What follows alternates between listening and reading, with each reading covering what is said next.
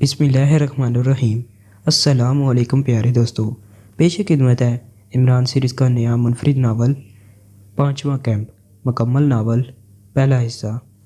تو چلیے دوستو ناول شروع کرتے ہیں، لیکن اس سے پہلے آپ سب دوستوں سے گزارش ہے کہ اردو صفحہ چینل کو لازمی سے سبسکرائب کر لیں اور بیل کو ضرور پریس کر دیں۔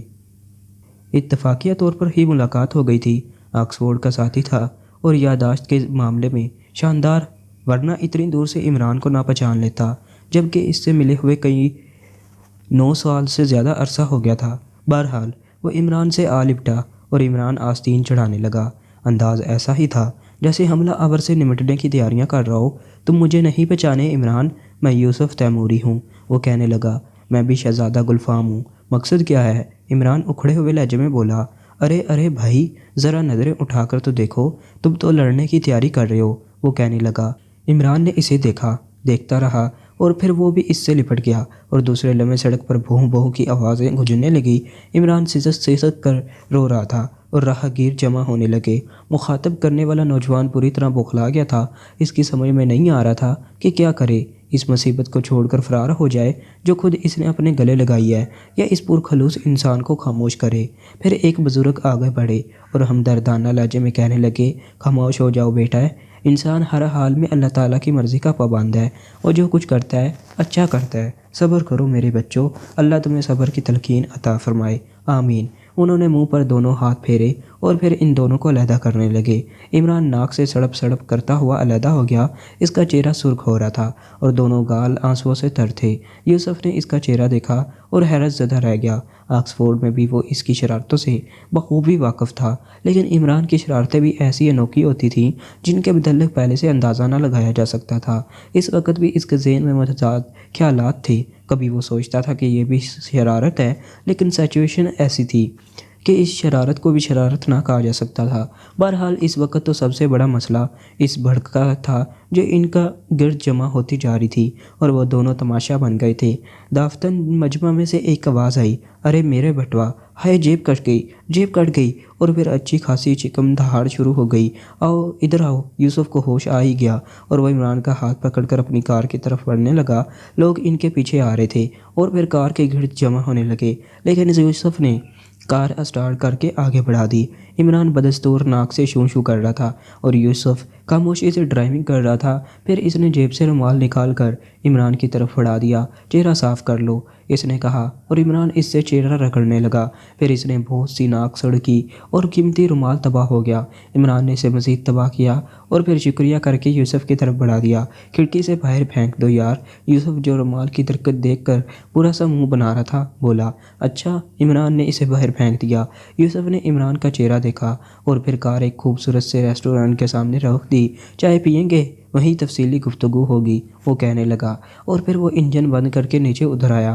عمران بھی دوسری طرف کار دروازہ کھول کر نیچے اتر گیا۔ اس کے چہرے پر کچھ ایسے تاثرات تھے جیسے کوئی نئی نویلی دلہن میکے سے رو دھو کر آئی ہو۔ ایسی شکل و صورت کے ساتھ یوسف نے کسی کیبن میں ہی بیٹھنا مناسب سمجھا اور وہ عمران کو ساتھ لیے ہوئے ایک کیبن کے قریب پہنچ گیا۔ چند منٹ کے بعد وہ ویٹر کو آرڈر دے رہا تھا۔ یوسف کی سمجھ میں نہیں آ رہا تھا کہ وہ کیا گفتگو کرے۔ اسے ایسا لگ رہا تھا جیسے اس کی زبان سے کوئی جملہ نکلتے ہی عمران پھر رو پڑے گا۔ بہرحال چند منٹ کے بعد اسے بولنا ہی پڑا، بہت کچے دل کے مالک ہو یار، پہلے تو تم ایسے نہ تھے۔ ہاں، دراصل میں نے دل تبدیل کر لیا ہے۔ کیا مطلب؟ دل بدل گیا ہے؟ پہلا دل کچھ ٹھیک کام نہیں کر رہا تھا، لہٰذا میں نے اسے بدلوا دیا۔ لیکن یہ اتفاق تھا کہ جس دل کو میرے سینے میں لگایا جانے والا تھا وہ بھی اصلی نہیں تھا۔ اس شخص نے کسی اور کا لگوایا تھا اور وہ دل کافی پرانا ہو گیا تھا، لہٰذا ایک بکری کا دل میرے سینے میں لگا دیا۔ بس اس دن سے یہی کیفیت ہے، جب کوئی پرانا جاننے والا ملتا ہے رونے لگتا ہوں۔ عمران نے نہایت سنجیدگی سے کہا۔ تو میرا خیال درست تھا، یوسف کہنے لگا۔ کیا یہ بھی تمہاری شرارت تھی؟ ممکن ہے، عمران نے سکون سے جواب دیا، اور اب میں تمہاری گدی سے ایک گھونسا جھڑ دوں تو خواہ مخواہ سب کے سامنے شرمندہ کیا۔ میں نے تم سے کہا تھا کہ تم آ کر مجھ سے لپٹ جاؤ، جب تم لپٹ ہی گئے تو میں نے سوچا کچھ رونا دھونا بھی ہو جائے، عمران نے جواب دے دیا، اور یوسف بے ساختہ ہنس پڑا۔ تم ابھی تک بالکل نہیں تبدیل ہوئے، یاد ہے لندن میں ایک بار تم نے میری ایک گرل فرینڈ کو بہکا دیا تھا۔ گرل فرینڈ کے بارے میں مجھے کچھ یاد نہیں رہتا۔ اوہو، اب بھی وہی کیفیت ہے، یوسف ہنستے ہوئے بولا۔ مجھے یاد ہے لندن میں تمہارے پیچھے لڑکیوں کا پورا گروہ لگا ہوا تھا۔ دل بدلوانے کی نوبت اسی وجہ سے آئی، عمران بولا۔ کیوں؟ پہلا دل حسن پرست ہوتا جا رہا تھا۔ کمال کے آدمی ہو بھائی، تمہاری اس ایکٹنگ پر ذرا برابر شبہ نہیں کیا جا سکتا۔ شبہ کر کے دیکھیے، عمران غصہ دکھا کر بولا۔ بہرحال اب سنجیدہ ہو جاؤ اور اپنے بارے میں تفصیل بتاؤ۔ یوسف ہنسنے لگا۔ بدستور بیکار ہوں، شام کو لباس تبدیل کر کے بھیک مانگنے نکل جاتا ہوں اور دن بھر سوٹ پہن کر ہوٹل گردی کرتا ہوں۔ یوسف نے ہنستے ہوئے ایک گھونسا اس کی پشت پر چڑھ دیا۔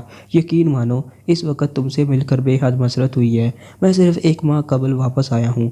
یہاں شہر میں شناسا تو بہت ہیں لیکن بے تکلف دوست ایک بھی نہیں، اور پھر تم جیسا دوست، ویسے تمہیں داد دینی پڑے گی۔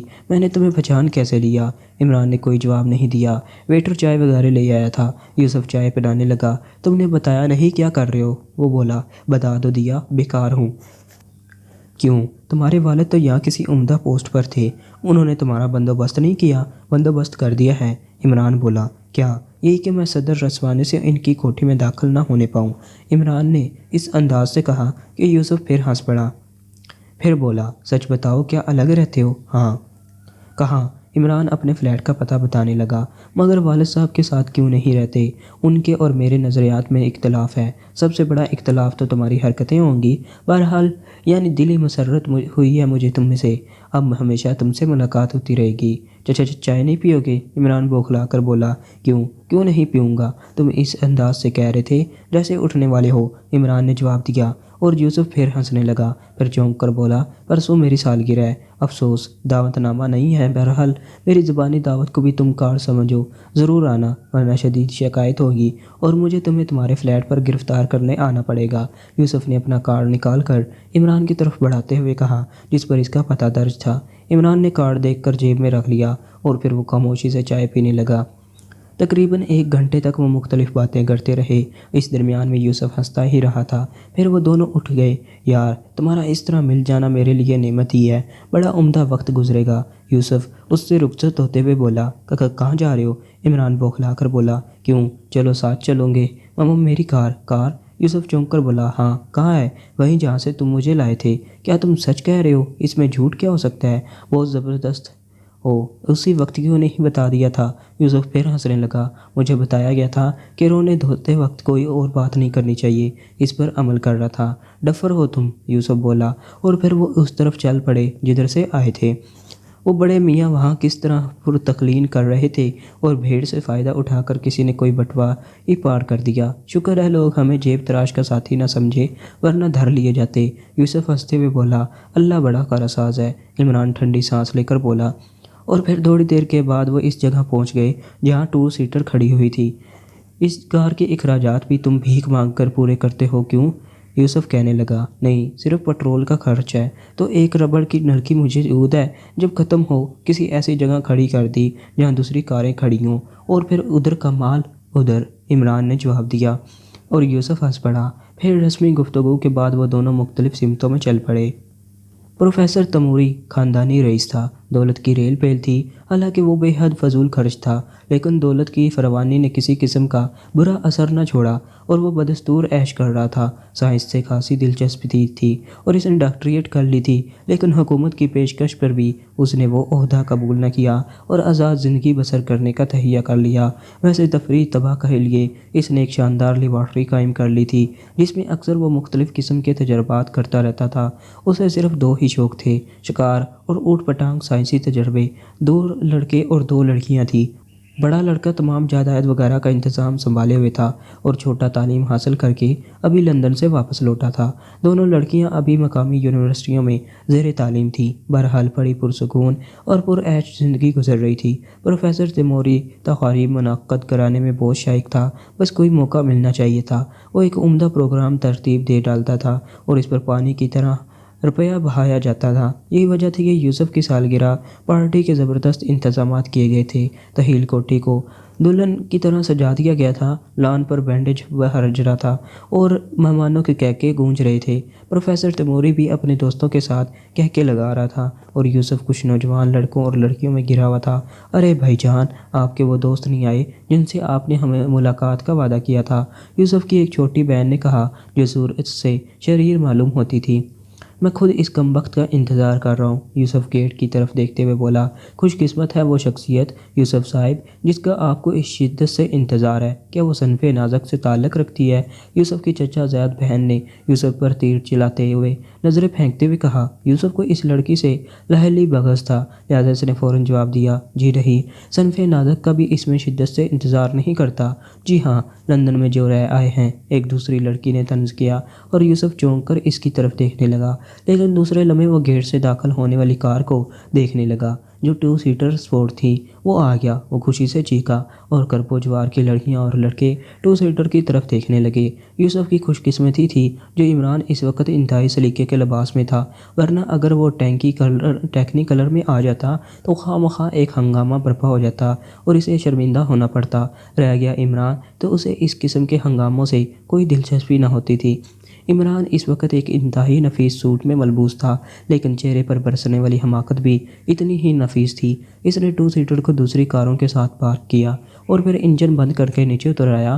फिर इसने पिछली सीट पर से लोहे के मजबूत लेकिन रंगीन तारों से बना हुआ एक पिंजरा उठाया जिसमें एक बंदर का बच्चा था। उसकी दुम में एक कार्ड बंधा हुआ था जिस पर लिखा था, सालगिरह मुबारक, अपने दोस्त की खिदमत में सालगिरह का हकीर तोहफा, मुंजानब Ali Imran MSc SSP DHP THT।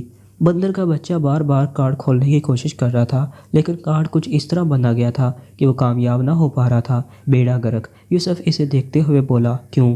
आखिर इसने एक हरकत कर ही डाली, अब यहाँ हंगामा होगा। तथा तो क्या, वो पिंजरा किसी ने कहा। इमरान पिंजरा लिए हुए उसी तरफ आ रहा था। यूसुफ चंद कदम आगे बढ़ गया। दूसरे लोग भी इसके पीछे पीछे ही आए थे। अस्सलाम वालेकुम। इमरान झुककर बंदर को सलाम करने लगा। फिर उसे अपनी गलती का एहसास हुआ और इसने पिंजरा ज़मीन पर रख दिया और फ़ौरन यूसुफ से हाथ मिलाने के लिए दौड़ा। सालगिरह मुबारक। वो बोला, शुक्रिया, मगर अजीज़ व अकारब के साथ आए हो? यूसुफ बोला, नहीं, तो अकेला आया है। और ये कौन बुज़ुर्ग है? यूसुफ पिंजरे की तरफ इशारा करते हुए बोला, अरे ला हौला वला कुव्वत। इमरान ने पिंजरे की तरफ देखा और फिर जल्दी से झुककर इसे उठा लिया और यूसुफ की खिदमत में पेश करने लगा, तुम्हारे लिए सालगिरह का तोहफा। सब लोग हंस पड़े। लड़कियां झुक झुक कर बंदर की दुम में बंधा हुआ कार्ड देख रही थी। मुझे तुम्हारी तरफ से ऐसे ही तोहफे की उम्मीद थी। बहरहाल शुक्रिया, मैं इसे दिलो जान के साथ रखूँगा। नर है, 100% नर है। इमरान ने जल्दी से कहा। पहले तो उस जुमले का मतलब कोई ना समझा, लेकिन जब समझ में आया तो सब कहके लगाने लगे और यूसुफ चुप गया। इमरान बदस्तूर अहमकाना अंदाज में एक एक की शक्ल देख रहा था। अब आदमी बनो तो मैं सबसे तुम्हारा तारफ़ कराऊं। मैंने इन सब से तुम्हारी काफ़ी तारीफ़ें की हैं। तारफ़ तो बंदर की दुम में बंधे हुए कार्ड से हो गया भाईजान, लेकिन ज़रा इन डिग्रियों की तस्दीक कर दीजिए। यूसुफ की छोटी बहन कहने लगी, ओह, कौन सी डिग्रियाँ? MS PhD। लड़की बोली, ये 101 सुप्रिंट दुरुस्त है। इमरान ने डॉक्टरेट की है, कमाल है। लड़कियां आंखें फाड़ने लगी और फिर यूसुफ दूसरे लोगों से इसका तारफ़ कराने लगा। बंदर का पिंजरा मुलाजमों से हटवा दिया गया था, लेकिन उसी वक्त प्रोफेसर तैमूरी इमरान के करीब पहुंच गया। वो एक दराज कामत और सेहतमंद आदमी था। चेहरे पर सेहत की सुर्खी थी और हरकत व सकनात से काफ़ी चाको चौबंद मालूम होता था। उसके साथ ही दूसरे लोग भी थे। वही यूसुफ मियाँ, अपने इन दोस्त से मेरा भी तारफ़ कराओ, मुझे इनका तोहफ़ा पसंद आया है। दर हकीकत तुम्हारे किसी दोस्त ने तुम्हें ऐसा तोहफ़ा पेश नहीं किया। मेरा मतलब है एक जानदार तोहफ़ा। ये तोहफ़ा उनकी ज़िंदा दिली की दलालत करता है और मुझे ज़िंदा दिल लोग बेहद पसंद हैं। तो मोरी कहने लगा, ये अली इमरान है डैडी, ऑक्सफोर्ड में मेरे क्लास फेलो थे और इनके वालिद महकमा सराग रसानी के डायरेक्टर जनरल हैं। यूसुफ ने बताया। कौन, रहमान साहिब? जी हाँ, वेरी गुड। क्या तुम रहमान साहिब को पहचानते हो? प्रोफेसर तैमूरी ने यूसुफ से पूछा। جی نہیں، آج تک اتفاق نہیں ہوا۔ دلچسپ اتفاق ہے، یعنی باپ باپ کا دوست اور بیٹا بیٹے کا دوست۔ آؤ میں رحمان صاحب سے ملواؤں، وہ میرے بے تکلف دوستوں میں سے ہیں۔ پروفیسر تیموری بولا اور عمران کے ہوش اڑ گئے۔ وہ رحمان صاحب کو نہ دیکھ سکا تھا جو اس پارٹی میں شریک تھے، اور ایک میز پر چند لوگوں سے وہ گفتگو تھے۔ بہرحال عمران کو بھی یوسف کے ساتھ رحمان صاحب کی میز پر جانا پڑا، اور پھر تیموری اپنے لڑکے کا تعارف رحمان صاحب سے کرانے لگا۔ اس کے ساتھ ہی انہوں نے عمران کے بارے میں بھی بتایا، اور عمران نے رحمان صاحب کو بھی سلام جھاڑ دیا۔ رحمان صاحب نے اوپر سے نیچے تک اسے دیکھا، اور پھر شاید اسے آدمی کے جاننے میں دیکھ کر ان کے چہرے پر نرمی کے آثار پھیل گئے۔ عمران نے دل میں اللہ کا شکر ادا کیا کہ رحمان صاحب نے اس کا تحفہ نہ دیکھا تھا۔ بہرحال چند منٹ تک اسے ان لوگوں کے پاس رکنا پڑا، اور پھر یوسف اسے وہاں سے گھسیٹ لایا۔ لڑکے اور لڑکیاں وہاں تو خاموش رہے تھے، لیکن وہاں سے ہٹتے ہی ہنسی کا مذاق کا طوفان برپا ہو گیا۔ عمران کی حماقتوں سے محفل زعفران زار بن گئی تھی، اور کہکے گونج رہے تھے۔ بینڈ نغمہ ختم کر کے خاموش ہو چکا تھا۔ پھر رسم سالگرہ ادا ہوئی، اور پھر ایک طائفہ نے رقص پیش کیا۔ اسے خاص طور سے مدعو کیا گیا تھا۔ بڑا دلکش رقص تھا جسے خاموشی سے دیکھا گیا، اور پھر 10 بجے ڈنر دیا گیا۔ ڈنر کے بعد بے تکلف ماحول پیدا ہو گیا۔ بہت سے لوگ واپس جانے لگے، لیکن پھر بھی مہمان کافی تعداد میں وہاں موجود تھے۔ اچھا اب مجھے بھی اجازت دو، عمران یوسف سے کہنے لگا۔ ابھی کیسے اجازت مل سکتی ہے یار، تمہاری وجہ سے تو محفل میں جان آئی ہے، یوسف کہنے لگا۔ بیوی بچے منتظر ہوں گے، عمران سنجیدگی سے بولا۔ تمہارے اور بیوی بچے؟ یوسف ہنستے ہوئے بولا۔ ہاں، یہ میری بدقسمتی ہے، نہیں مان سکتا، لیکن ٹھہرو میں چچا جان سے پوچھتا ہوں، یوسف رحمان صاحب کی طرف اشارہ کر کے بولا۔ ارے باپ رے، عمران بوکھلائے ہوئے انداز میں بولا، انہیں تو میرے بچوں سے سخت نفرت ہے، ان کے سامنے ذکر نہ کرنا۔ کیوں بور کر رہے ہو یار؟ ویسے تمہاری بیوی کا کیا نام ہے؟ سلیمان۔ بچے کا نام جوزف ہے۔ کم بخت 6 بوتل یومیہ پیتا ہے، عاجز ہوں، عمران بولا۔ میرا خیال ہے تمہیں بھی چڑھ گئی ہے، حالانکہ ہمارے یہاں شراب قطعی نہیں استعمال ہوتی، یوسف کہنے لگا۔ عمران نے کوئی جواب نہیں دیا۔ اسی وقت یوسف کی ایک بہن ان لوگوں کے قریب پہنچ گئی۔ بھائی جان ذرا 1 منٹ، وہ بولی، اور یوسف عمران سے معذرت کر کے وہاں سے آگے بڑھ گیا۔ اور اس وقت ایک لڑکی عمران کے قریب پہنچ گئی۔ عمران صاحب، میں نے شمع کو رازدار بنا کر یوسف سے آگ کا پیچھا چھڑا دیا ہے، میں آپ سے کچھ عرض کرنا چاہتی ہوں، وہ بولی، اور عمران سر سے پاؤں تک اسے دیکھنے لگا۔ خاصی فیشن زدہ لڑکی تھی، اور شاید یوسف نے اسے غزالہ کے نام سے متعارف کرایا تھا۔ فرمائیے، عمران بولا۔ میں دراصل آپ کو پسند کرنے لگی ہوں، وہ ہچکچاتے ہوئے بولی، اور عمران بکھلا کر اسے دیکھنے لگا۔ لیکن اس سے قبل وہ کوئی جواب دے، ایک عجیب واقعہ پیش آیا، اور وہ سب چونک پڑے۔ بڑے زور سے بجلی چمکی، اور لان جو بے قایا نور بنا ہوا تھا تاریک نظر آنے لگا۔ انتہائی تیز چمک نے سب کی آنکھوں کو ذخیرہ کر دیا تھا۔ چمک ایک لمحے سے زیادہ نہ رہی تھی، اور کسی کو معلوم نہ ہو سکا کہ وہ کیسی روشنی تھی اور کہاں سے آئی تھی۔ بالکل اسی طرح وہ روشنی چمکی تھی جیسے کیمرے کی فلش لائٹ کا جھماکا ہوا ہو، لیکن اس کی تیزی 10,000 فلش لائٹوں سے زیادہ تھی۔ اور پھر ایک تیز نسوانی چیخ سنائی دی، اور وہ لوگ چونک چونک کر اس طرف دیکھنے لگے۔ عورت متواتر چیخ رہی تھی، اور لوگ ایک میز کے گرد جمع ہو رہے تھے۔ عمران بھی دوڑتا ہوا اس جگہ پہنچ گیا، اور پھر ایک انتہائی عجیب منظر پیش آیا۔ وہ ایک شاندار آدمی تھا جو میز کے گرد ایک کرسی پر بیٹھا ہوا تھا، لیکن اس کا پورا جسم سفید تھا۔ سر کے بال سے لے کر پیر کے ناخنوں تک سفید چہرہ، بالکل دودھ کی طرح آنکھیں سفید بے نور، یہاں تک کہ اس کا لباس بھی سفید ہو گیا تھا۔ وہ سب ہکا بکا اسے دیکھ رہے تھے۔ چیخنے والی عورت اس کے قریب ہی کرسی پر بیٹھی ہوئی چیخ رہی تھی، اور اس کی آواز مدھم ہوتی جا رہی تھی۔ پھر وہ بے ہوش ہو کر دوسری طرف الٹ گئی۔ یہ سب کچھ اتنی جلدی ہو گیا تھا کہ لوگ کچھ بھی سمجھ نہ سکے۔ پھر آہستہ آہستہ چہمگوئیاں ہونے لگیں، اور چند لوگ عورت کو اٹھانے لگے۔ کیا ہوا؟ پروفیسر تیموری بھی بھیڑ ہٹاتا ہوا قریب پہنچ گیا، اور پھر کرسی پر بیٹھے ہوئے شخص کی حالت دیکھ کر اسے سکتہ ہو گیا۔ وہ پھٹی پھٹی آنکھوں سے اسے دیکھ رہا تھا۔ ڈاکٹر اشرف، اس کے ہونٹوں سے نکلا۔ یہ کیا ہوا؟ کیسے ہوا؟ رحمان صاحب بھی قریب پہنچ گئے۔ عمران پہلے ہی وہاں موجود تھا۔ وہ روشنی کیسی تھی؟ کیا قصہ ہے؟ چاروں طرف ہنگامہ برپا ہو گیا، اور اس ہنگامے میں چند دہشت زدہ چیخیں اس وقت شامل ہو گئیں جب کرسی پر بیٹھے ہوئے ڈاکٹر اشرف کے دائیں شانے کو جھنجھوڑا گیا۔ اشرف کا دائیں بازو راکھ کی شکل میں بکھر گیا تھا۔ ڈاکٹر اشرف کی جگہ اب صرف راکھ کا مجسمہ تھا جو ذرا سی چنبنش سے بکھر سکتا تھا۔ چاروں طرف کہرام مچ گیا۔ بے ہوش ہونے والی عورت ڈاکٹر اشرف کی بیوی تھی جو اس کے پاس بیٹھی ہوئی تھی۔ رحمان صاحب خود حیرت کے عالم میں تھے۔ بہرحال بہت جلد ان کے فرائض نے جھنجھوڑ دیا، اور وہ خالص آفیسرانہ انداز میں لوگوں کو دور ہٹ جانے کی تلقین کرنے لگے۔ کئی پولیس افیسر بھی وہاں موجود تھے۔ ان لوگوں نے اس عجیب و غریب لاش کے گرد گھیرا ڈال دیا۔ اس کے ساتھ پولیس کو بھی فون کر دیا گیا اور تھوڑی دیر کے بعد پولیس بھی وہاں پہنچ گئی۔ سب اس واقعے سے حیران تھے، کوئی کچھ نہ کہہ سکتا تھا۔ بہرحال ضروری کارروائیوں کے بعد لاش کی راکھ احتیاط سے سمیٹی جانے لگی۔ ہڈیاں اور ان کے اندر پایا جانے والا گدا تک کشتہ بن چکا تھا اور یہ اس صدی کا سب سے حیرت ناک واقعہ تھا۔ عمران دور ہی دور سے سب کچھ دیکھ رہا تھا۔ ویسے بھی رحمان صاحب کی وہاں موجودگی کی وجہ سے وہ کچھ نہ کر سکتا تھا۔ بہرحال یہاں کیا بھی کیا جا سکتا تھا، وہ خود دوسروں کی طرح کچھ نہ سمجھ سکا تھا، سوائے اس کے کہ کس پراسرار طریقے سے ایک حادثہ ہو گیا جسے قتل بھی کہا جا سکتا ہے۔ ممکن ہے وہ قتل ہی ہو، مگر کیسے؟ یہ بات ابھی تک کسی کے ذہن میں نہ آ سکتی تھی۔ مسز اشرف ابھی تک بے ہوش تھیں، ورنہ اس سلسلے میں بہتر طور پر کچھ بتا سکتی تھیں کیونکہ وہ ڈاکٹر کے بالکل قریب تھیں۔ تھوڑی دیر بعد یوسف عمران کے قریب پہنچ گیا اور اس سے معذرت کرنے لگا کہ خواہ مخواہ اسے بھی بور ہونا پڑا۔ عمران نے اسے تسلی دی اور پھر دوسروں کے ساتھ وہ بھی رخصت ہونے لگا۔ سنو، رحمان صاحب نے اسے مخاطب کیا اور عمران چونک کر رک گیا۔ کہاں جا رہے ہو؟ گھر، عمران بوکھلائے ہوئے لہجے میں بولا۔ چند منٹ رکو، میرے ساتھ ہی چلنا، تم سے کچھ گفتگو کرنی ہے، رحمان صاحب نے کہا اور عمران سعادت مندی سے گردن ہلانے لگا تھا۔ عمران کی 2 سیٹر رحمان صاحب کی کار کے پیچھے پیچھے کار میں داخل ہوئی اور پورٹ ٹیک میں رک گئی۔ رحمان صاحب انجن بند کر کے نیچے اتر آئے اور عمران کے اترنے کا انتظار کرنے لگے۔ پھر وہ دونوں ساتھ ساتھ اندر داخل ہوئے تھے۔ ثریا نے ان دونوں کو دیکھ لیا تھا، وہ تیزی سے اندر داخل ہو گئی، غالباً اماں جی کو اطلاع دینے گئی تھی۔ ثریا نے تمہیں دیکھ لیا ہے، ان لوگوں سے فارغ ہو کر جلد میرے پاس پہنچ جاؤ، میں لائبریری میں تمہارا منتظر ہوں، رحمان صاحب نے کہا اور آگے بڑھ گئی۔ عمران سعادت مندی کا مظاہرہ کر رہا تھا، لہٰذا وہ اندرونی دروازے کی طرف بڑھ گیا اور چند لمحوں کے بعد وہ اماں جی کے سامنے کھڑا تھا۔ اماں جی نے اسے دعائیں دی اور عمران انہیں یہاں آنے کی تفصیل بتانے لگا۔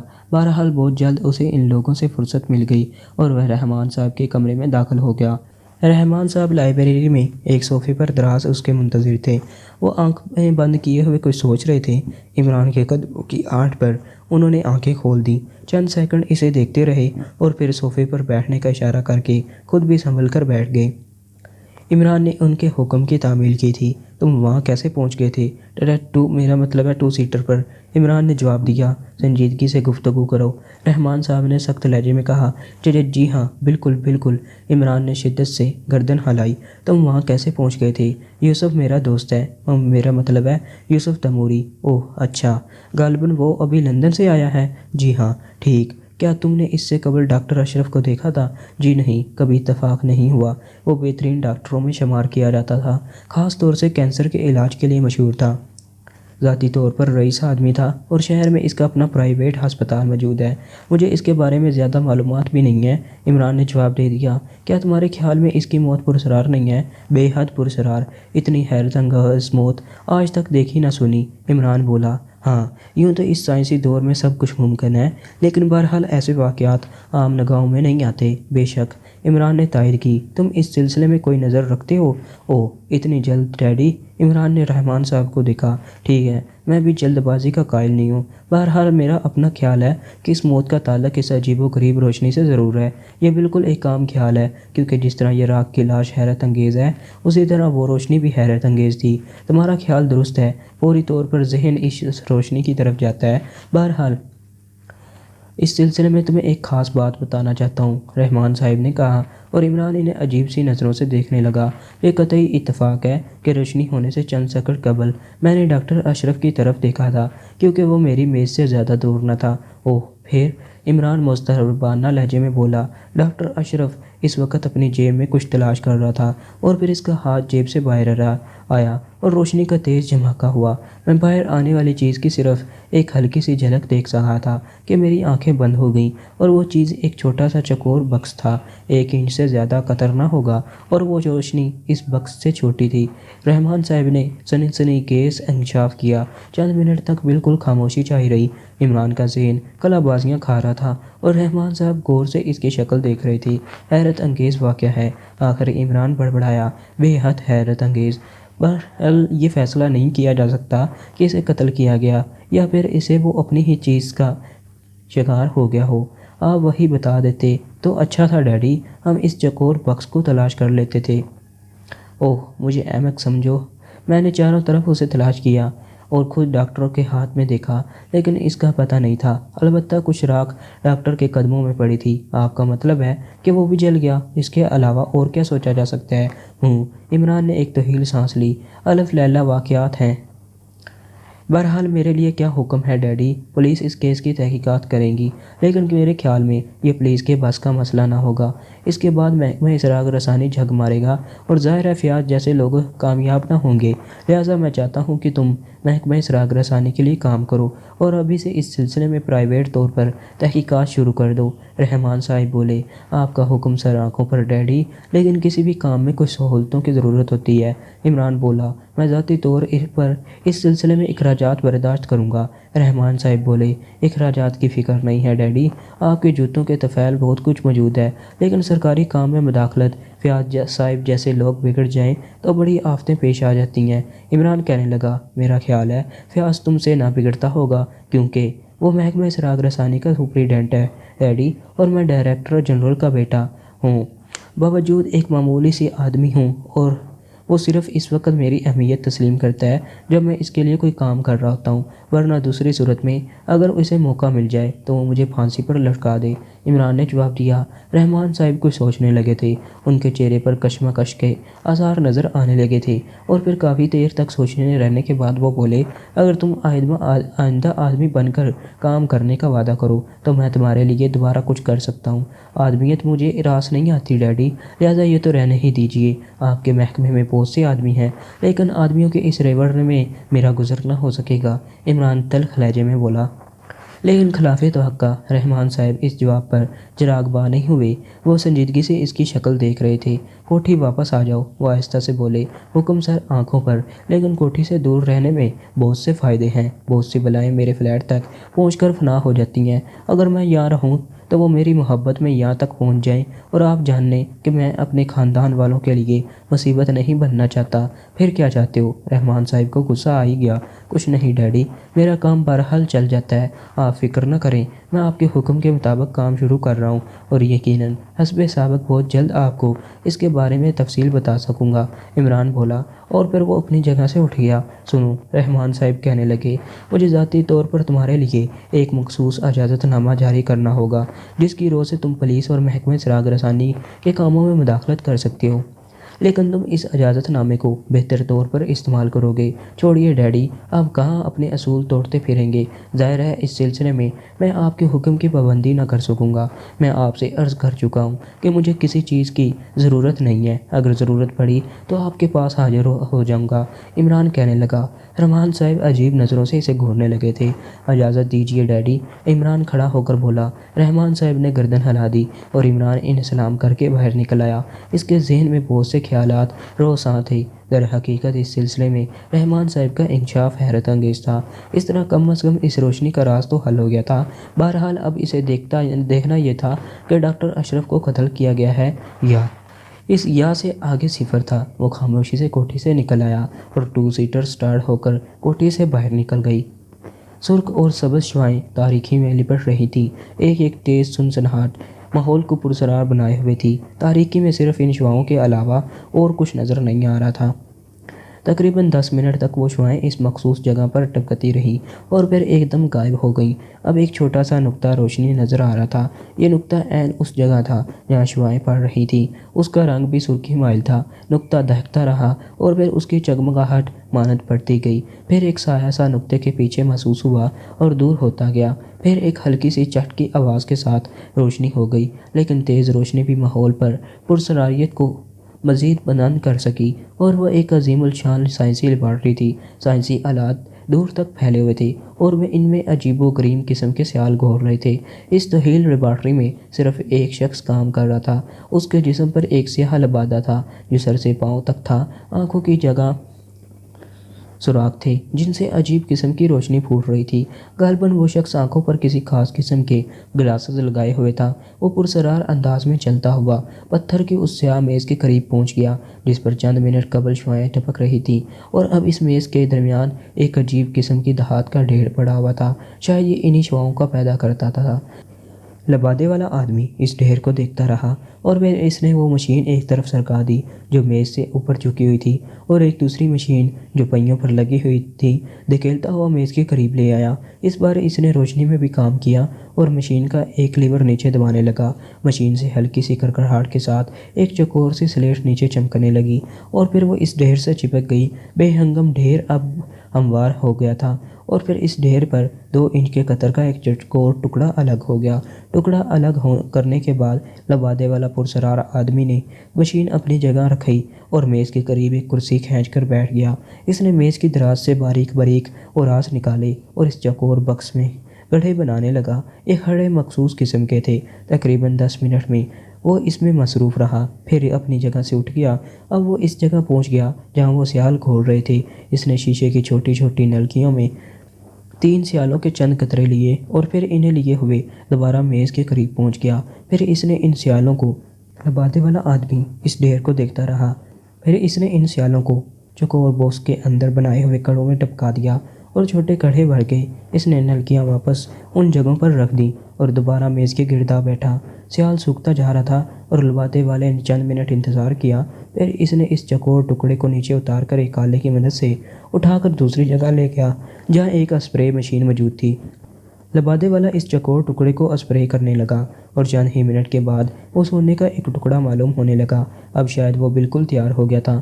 اب وہ قطرہ بھی ختم ہو گیا تھا جس کی وجہ سے لبادے والے نے اسے ہاتھ نہ لگایا تھا۔ کیونکہ لبادے والے نے اسے ہاتھ لگایا تھا، اب اس کی جگہ اسے اٹھا لیا اور لبادے کی جیب میں ڈالے ہوئے لیبارٹری سے باہر نکل آیا۔ ایک طویل فاصلہ طے کر کے وہ لیبارٹری کے کمپاؤنڈ کے آخری سرے پر پہنچ گیا اور پھر اوپر جانے والے زینے طے کرنے لگا اور پھر وہ ایک کمرے میں نکل آیا۔ اس نے اس زمین دوز لیبارٹری کا دروازہ بند کیا اور پھر ایک دوسرے کمرے میں پہنچ کر اس نے لبادہ اتار دیا اور کمرے کا دروازہ بند کر کے ایک میز کے سامنے جا بیٹھا۔ میز کی دراز سے اس نے مختلف شیشیاں نکالی اور پھر ان میں چند شیشیوں سے سیال نکال کر اپنے چہرے پر ملنے لگا۔ اس کے چہرے کا رنگ حیرت انگیز طور پر تبدیل ہو گیا تھا۔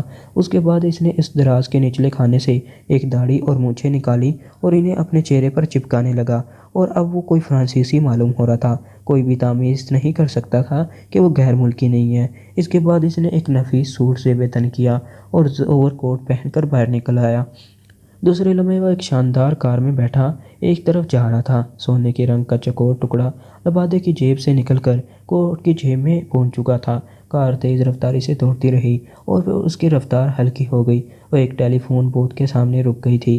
کربوجوار میں کوئی موجود نہیں تھا۔ فرنچ کٹ دھاری والا کار سے نیچے اتر کر آیا اور پھر وہ اس کے ڈائلر پر کسی کے نمبر ڈائل کرنے لگا۔ ہیلو۔ چند منٹ کے بعد دوسری طرف سے ایک نسوانی آواز سنائی دی۔ کون بول رہا ہے؟ فرنچ کٹ داڑھی والے نے بھاری لہجے میں پوچھا۔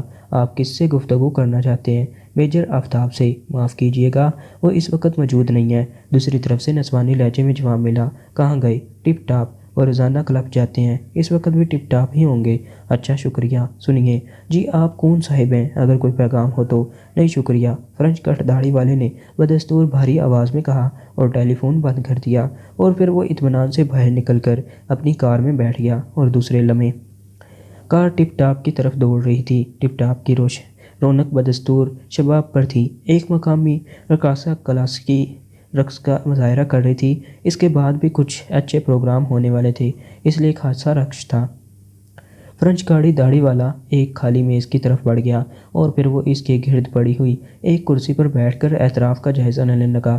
تھوڑے ہی فاصلے پر میجر آفتاب چند لوگوں کے ساتھ ایک میز پر بیٹھا کہکے لگا رہا تھا۔ یہ ایک زندہ دل آدمی تھا۔ 30 سال فوج کی ملازمت کے بعد ریٹائر ہو گیا تھا اور اب عیش کی زندگی گزار رہا تھا۔ 6 بیٹے تھے جو فارغ التحصیل ہو کر اونچے اونچے عہدوں پر فائز ہو گئے تھے اور اب میجر آفتاب آرام سے زندگی بسر کر رہا تھا۔ سیر و سیاحت کا شکار، ہوٹل اور کلب ہی اس کی زندگی کا محور تھے اور وہ ان میں مست تھا۔ فرنچ کٹ داڑھی والا اسے دیکھتا رہا اور پھر اس کی مصنوعی مونچھوں کے نیچے ایک پراسرار سی مسکراہٹ پھیل گئی۔ رقاصہ کا رقص ختم ہو گیا اور ہال میں تالیاں گونجنے لگیں۔ فرنچ کٹ داڑھی والے نے ویٹر کو کافی کا آرڈر دیا اور سروس ہو جانے کے بعد کافی بنا کر ہلکے ہلکے سپ لینے لگا۔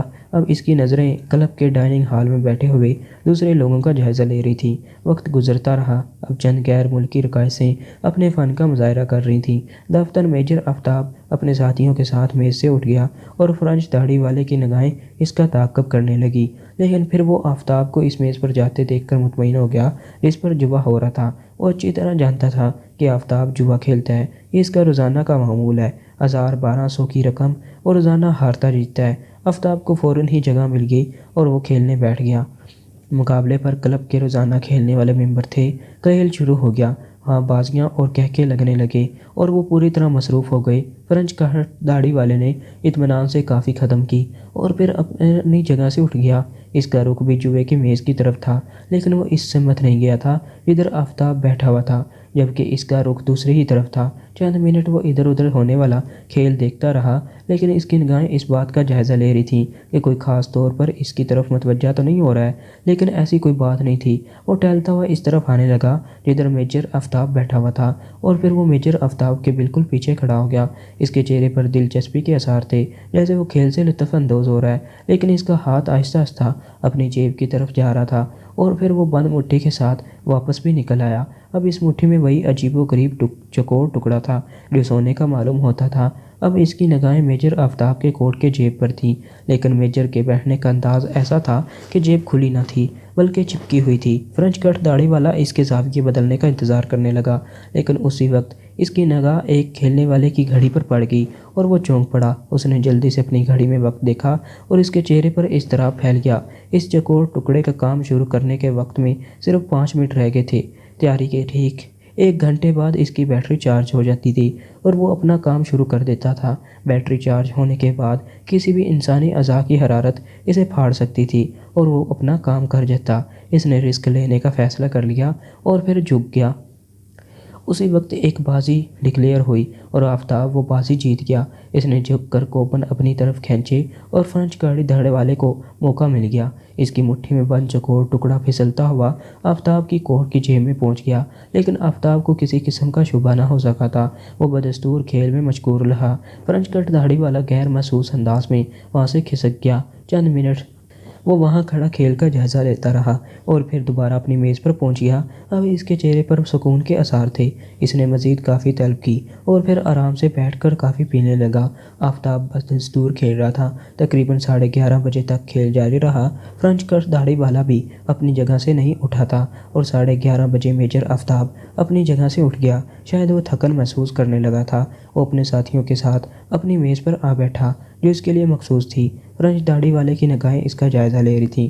1 گھنٹہ گزر چکا تھا، لیکن ابھی تک میجر آفتاب نے اپنی جیب میں ہاتھ نہیں ڈالا تھا۔ شاید قدرت اسے زندگی کے بقایا سانس پورے کرنے کا موقع دے رہی تھی۔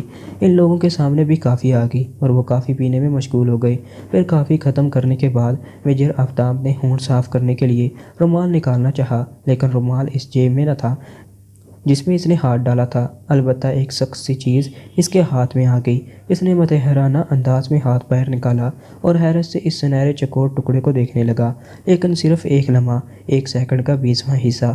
اس کے ساتھ ہی حال میں برق گونج گئی اور تمام پلکیں ایک ساتھ جھپک گئیں، اور جب کھلی تو چھائیاں نظر آ رہی تھیں۔ حال کی روشنی ہلکی نظر آ رہی تھی۔ کئی منٹ کے بعد لوگوں کی آنکھوں کی روشنی بحال ہو سکی اور وہ ایک دوسرے سے دریافت حال کرنے لگے، لیکن کوئی کسی کو کچھ نہ بتا سکا۔ لیکن پھر میجر آفتاب کے ساتھیوں نے میجر کی طرف دیکھا اور انہیں ایک ناقابل یقین منظر نظر آیا۔ میجر کا چہرہ، سر کے بال، پلکیں اور پھر گردن کے نیچے کا لباس سب سفید نظر آ رہا تھا، برف کی طرح سفید۔ یہ کیا ہوا؟ انہوں نے میجر سے پوچھنا چاہا، لیکن دافتن انہیں احساس ہوا کہ میجر کی آنکھیں ہوئی پتلیاں بھی سفید اور غیر متحرک ہیں، اور وہ گھبرا کر کھڑے ہو گئے۔ میجر ان میں سے ایک نے اس کے کندھے پر ہاتھ رکھ کر جھنجھوڑنا چاہا، لیکن میجر کا بازو ٹوٹ کر نیچے گر پڑا اور گرتے ہی اس کی راکھ بکھر گئی، صرف راکھ۔ کرب و جوار کے لوگوں نے بھی یہ بھیانک منظر دیکھا اور ایک زبردست ہنگامہ برپا ہو گیا۔ افواہیں پھیلنے لگیں اور لوگ ہال سے نکل کر بھاگنے لگے۔ پورے کلب میں بھگدڑ مچ گئی تھی۔ भाई मुमकिन तो सब कुछ है, लेकिन मसला ये पैदा होता है कि इसके लिए कौन सा तरीका इस्तेमाल किया गया। इतना फौरी और ज़ोर असर तरीका जिसने पलक झपकते एक जीते जागते इंसान को राख में तब्दील कर दिया। वो कौन सी शुआएँ हैं जो इतना तेज़ अमल करती हैं, और फिर तुम कहते हो कि इनसे रोशनी भी पैदा हुई थी। डॉक्टर दाऊद इमरान से कह रहे थे, मामूली रोशनी, लेकिन डॉक्टर दाऊद, बल्कि मेरे अपने ख्याल के मुताबिक इतनी रोशनी थी कि अगर बराह रास्त आंखों में पड़ जाए तो इंसान अंधा हो जाए। इमरान कहने लगा, ठीक है, मुझे भी ताज्जुब है कि ऐसी शुआएँ कौन सी हैं और इन्हें किस तरह इस्तेमाल किया गया। मैं किसी चकोर बॉक्स के इम्कान पर तवज्जो दिला चुका हूँ। इमरान बोला, हाँ हाँ मुझे याद है, लेकिन डॉक्टर दाऊद उलझन आमेज़ अंदाज में खामोश हो गए, फिर खामोश हो गए। फिर चंद मिनट सोचते रहने के बाद बोले, काश तुम वो राख ही थोड़ी सी हासिल कर लेते, मैं इसका केमियाई तजिया करके देखता। डॉक्टर दाऊद कहने लगे, हाँ इस वक्त मुझे ख्याल ना रहा था। बहरहाल फौरी तौर पर मैं तुम्हें इस सिलसिले में कुछ ना बता सकूँगा, मैं इस पर रिसर्च करूँगा, ये मसला मेरे लिए भी दिलचस्प है। डॉक्टर दाऊद कहने लगे, हाँ ठीक है, बहरहाल मैंने सोचा कि आपसे भी इस सिलसिले में मशवरा कर लूँ। इमरान कहने लगा, मुझे अफसोस है कि मैं तुम्हारी मदद न कर सका, लेकिन आपने मदद करने का वादा तो कर लिया है। इमरान मुस्कुराया, मुझे तुम्हारे लिए काम करके दिली मसरत होती है बेटे, लेकिन मुझे एक अफसोस भी है। ओहो क्या? तुम मुझे अपना नहीं समझते। आपने ये अंदाज़ा कैसे लगाया? मैं आपकी दिल से कदर इज़्ज़त करता हूँ। इमरान बोला, मुझे इसका एतराफ़ है, लेकिन हालांकि हमारे माशरे में ये बात मायूब समझी जाती है कि कोई बाप अपनी बेटी के बारे में खुद बातचीत करे, लेकिन मैंने ये भी किया। मैं तुम्हें और शम्मी को रिश्ता इज़्दवाज में मुंसलिक करना चाहता हूँ, लेकिन तुम्हारे इनकार ने मुझे शर्मिंदा कर दिया। डॉक्टर दाऊद अजीब अंदाज में बोले, ओह मेरा ख्याल है शम्मी भी तुम्हें नापसंद नहीं करती। मैं भी उसे नापसंद नहीं करता डॉक्टर दाऊद, मुझे वो मासूम सी बच्ची एक बहन की तरह अजीज़ है। रहा रिश्ता इज़्दवाजात का मसला तो न जाने क्यों मुझे ये नाम मलहम दो आतिशा के हम पल्ला मालूम होता है, और मारे अलहम के तसव्वुर से ही मुझे क्या होने लगती है। इमरान ने आखिरी का जुमला अदा करते वक्त बुरा सा मुँह बनाया। मेरा मजाक उड़ा रहे हो? डॉक्टर दाऊद फीकी सी मुस्कुराहट से बोले। तौबा तौबा, इमरान सर पीटने लगा। मैं ऐसी ज़रूरत कर सकता हूँ?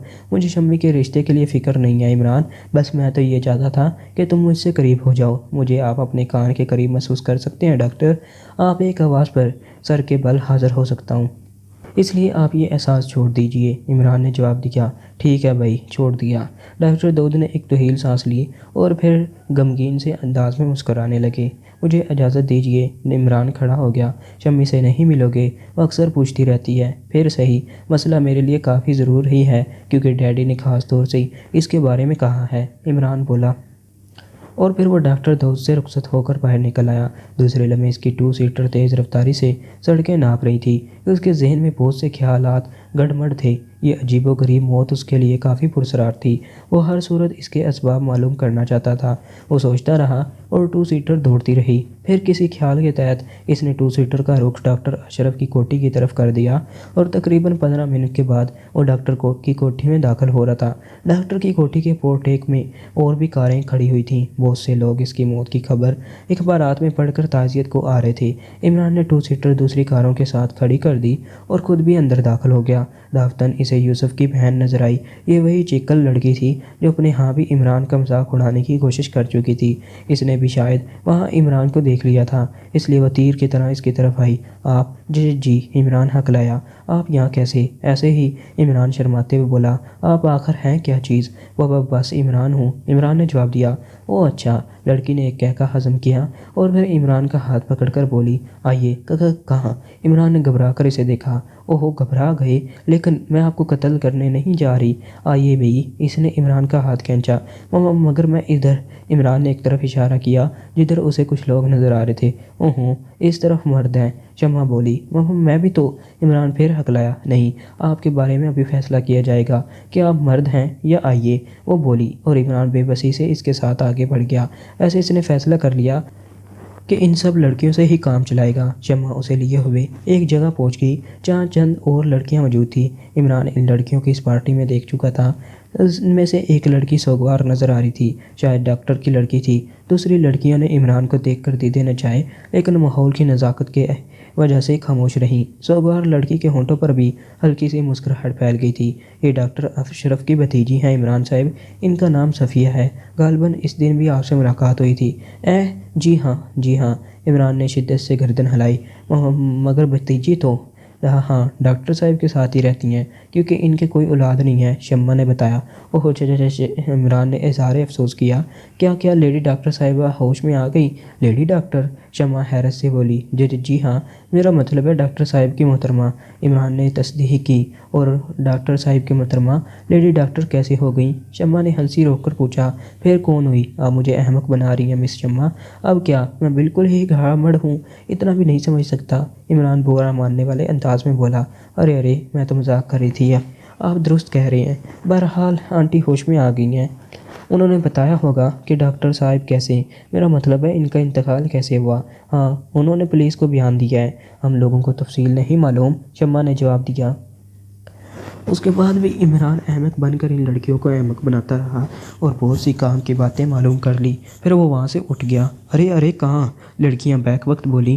دوسرے کمرے میں، جہاں وہ لوگ موجود ہیں، مگر ہم لوگ تو وہاں نہیں جا رہے۔ اور میں مرد ہوں۔ ارے آپ کو کیسے پتہ چلا؟ شمع بولی۔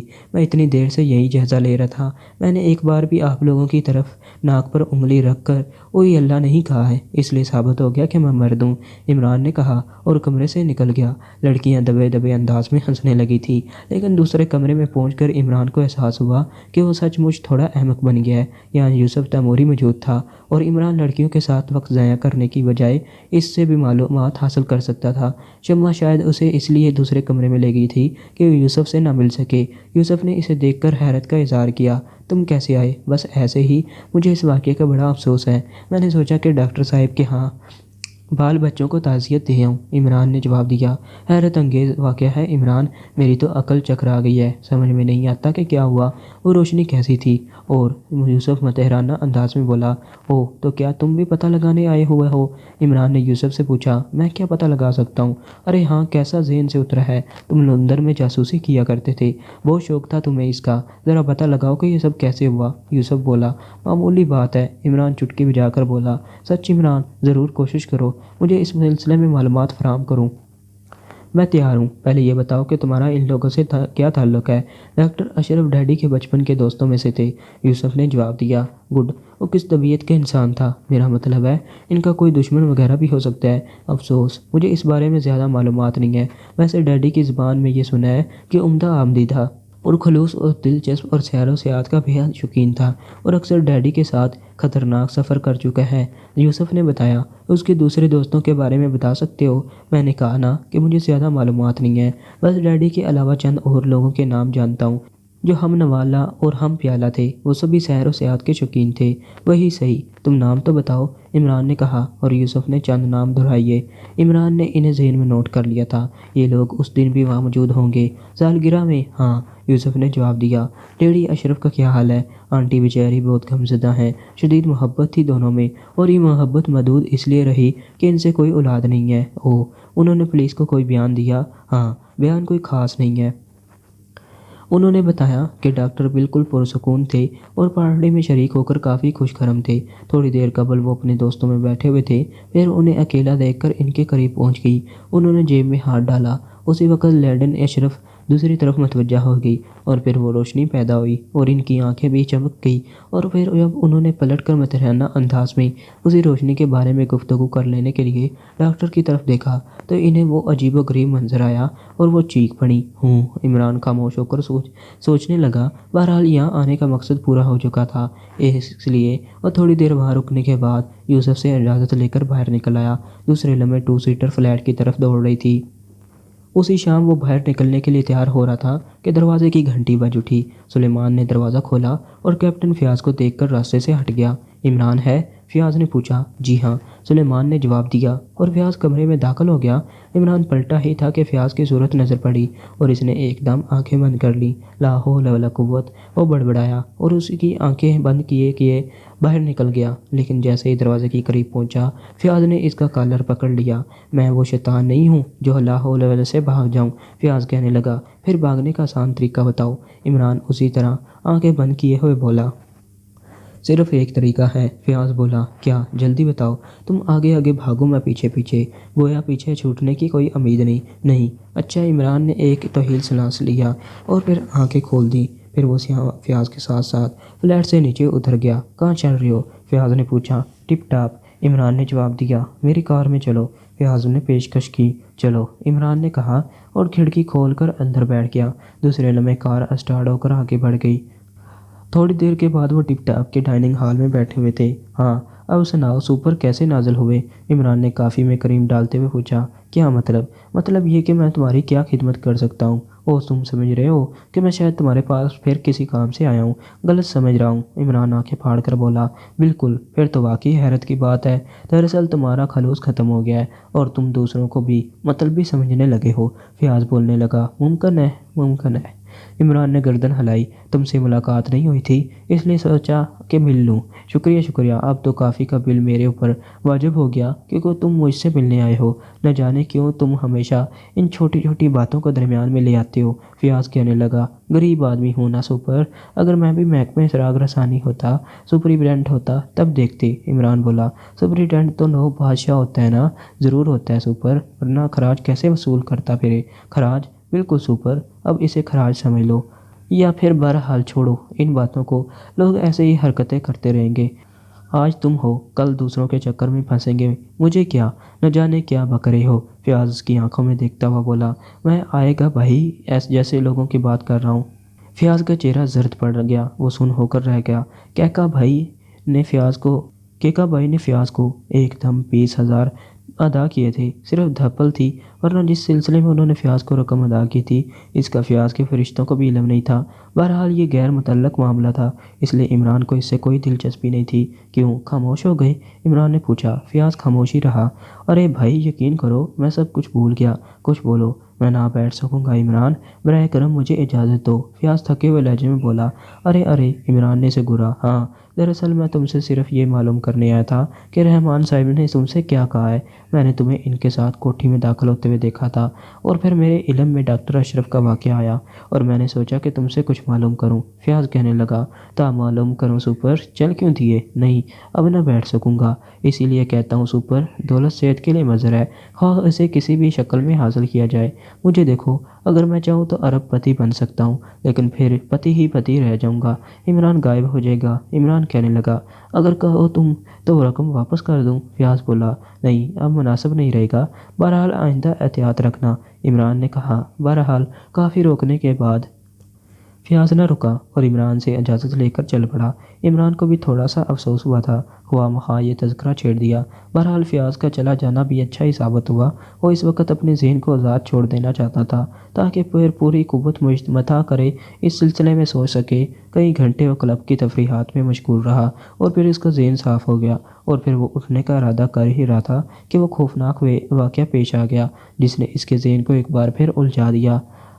آرکسٹر اسی طرح دھونے گھیر رہا تھا کہ ایک تیز چمک نے آنکھوں کو گھیرا کر دیا اور عمران اچھل پڑا۔ یہ چمک اس چمک سے مختلف نہ تھی جو پروفیسر تیوری کے ہاں ہوئی تھی اور اس کا نتیجہ بہت خوفناک ظاہر ہوا تھا۔ وہی ہوا، آنکھیں جب دیکھنے کی قائل ہوئیں تو اس نے چاروں طرف نگاہیں دڑائی اور اسے وہ بدنصیب نظر آ گیا جو اس چمک کا شکار ہوا تھا۔ عمران تیزی سے اپنی جگہ سے اٹھ گیا۔ اس وقت تک اس شخص کے ساتھیوں کو بھی ایک عجیب و غریب واقعے کا علم ہو گیا اور وہ سب ڈرے ڈرے سے انداز میں کھڑے ہو گئے تھے۔ پھر ان میں سے ایک نے میجر کا شانہ ہلایا اور میجر کا بازو اکھڑ کر نیچے بکھر گیا اور کلب میں بھگدڑ مچ گئی۔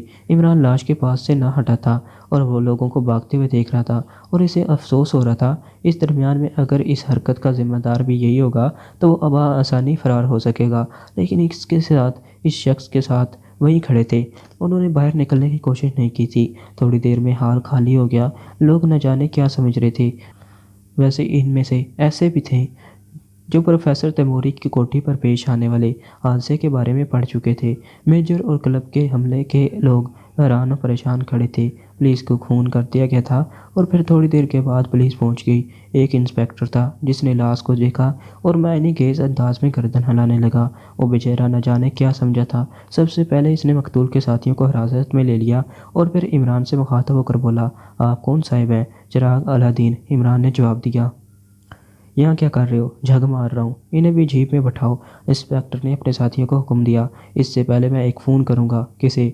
आप मेरे साथ आ सकते हैं, इमरान बोला और टेलीफोन की तरफ बढ़ गया। फिर इसने फ़याज़ के नंबर डायल करके इसे फ़ौरन पहुँचने के लिए कहा और फ़याज़ ने कहा कि वो फ़ौरन आ रहा है। ओह, आप फ़याज़ साहब को कैसे जानते हैं? इंस्पेक्टर जो इसके साथ ही था बोला। लेकिन इमरान ने इसे कोई जवाब न दिया। वो दोबारा लाश के करीब पहुँच गया। थोड़ी देर के बाद फ़याज़ अपनी पूरी कुव्वत के साथ मौजूद था। इंस्पेक्टर ने इसे सलाम किया। वैसे इसका चेहरा धुआं हो रहा था, लेकिन इमरान ने इसकी शिकायत नहीं की और खामोशी से लाश का मुआयना करने लगा।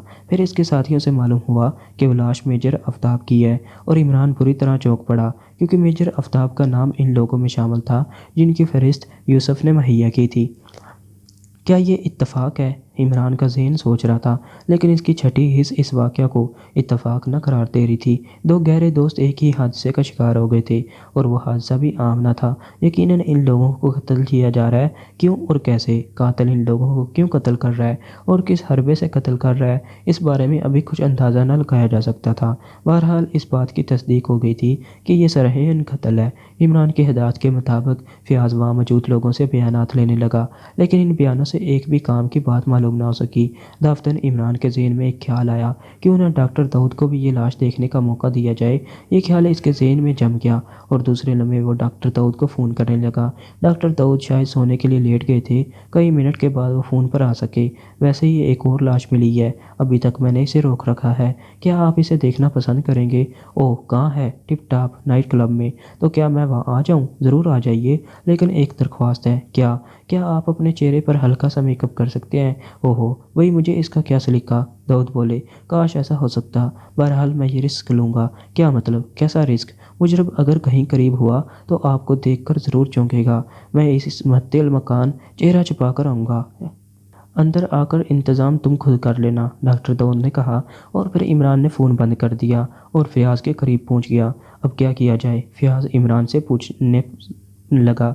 चंद मिनट रुक जाओ, मैं एक शख्स को ये लाश दिखाना चाहता हूँ। इमरान बोला। ओहो, किसे? फ़याज़ ने पूछा। फिर बताऊँगा। क्या फ़ोटो वगैरह तैयार कर लिए? हाँ, तमाम काम मुकम्मल है, फ़याज़ ने जवाब दिया।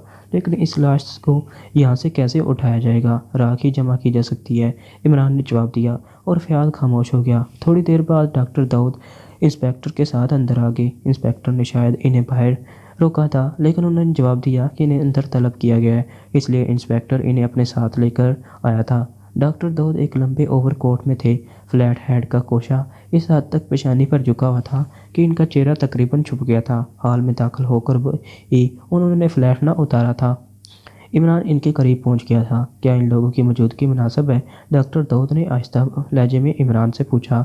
मैं अभी सबको बाहर निकाल देता हूँ, इमरान ने कहा और फिर फ़याज़ के करीब पहुंचकर इससे आहिस्ता आहिस्ता कुछ कहने लगा। फ़याज़ ने गर्दन हिला दी और फिर चंद मिनट के बाद हॉल में सिर्फ डॉक्टर और इमरान रह गए। डॉक्टर दाऊद ने भी लाश को देखा और इनके चेहरे पर गौर व फिक्र की लकीरें फैल गईं।